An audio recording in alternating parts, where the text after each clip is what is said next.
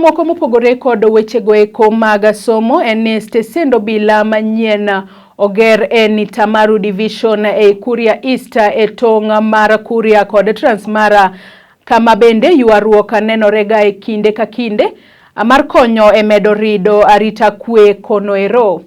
Stesen manyien noero oger bang' muki machon mabende oganda jo Kuria nogero mana gi lo higni 10 mosekalo. Akaluore kod OCPD mani Tamaru manoeri Aloi Ari, ot machon noero ne ok ber kod wechego eko mag keto arita makare. Aka opako ahinya tim mar NGCDF ma Kuria East e konyo e gero stesend obila noero.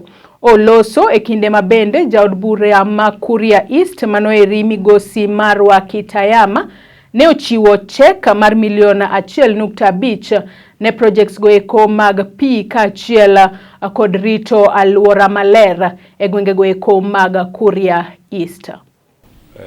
Police Division Headquarters. So wakati fulani huo kulikuwa na insecurity kubwa sana. Pande huu tuna border Kipsigis, na pande huu tuna border Masai, na pande hii tuna border Tanzania. So tuko squeezed between a scenario where if a small tension ikitokea, then tunahitaji services za security. So wananchi walijitolea wakajenga hiyo, then tukapata askari wachache, and so we are just sorting out the past so that we can move into the future na kujenga kitu ambayo ni ya kisasa, because we have land. So we are going to give them a tank na kukacha harvest maji, na pia we will improve the sanitation system so that pia wale ambao ni guests wetu hapa wanaweza wakapata mahali decent ya kujisaidia as we wait to process them through the court system. Sasa hiyo audit query ndio juzi mmeona katika mitandao inasemekana kwamba wabunge akiwemo mbunge wenu kwamba wametumia fedha za serikali vibaya. Sasa hiyo ilikuwa ni audit query. Kwamba ni nini hii inaendelea Kuria East?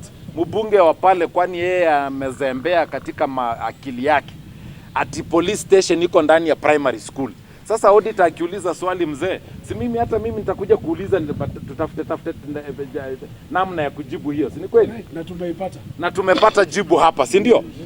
It is really very supportive to us, and we really appreciate for that.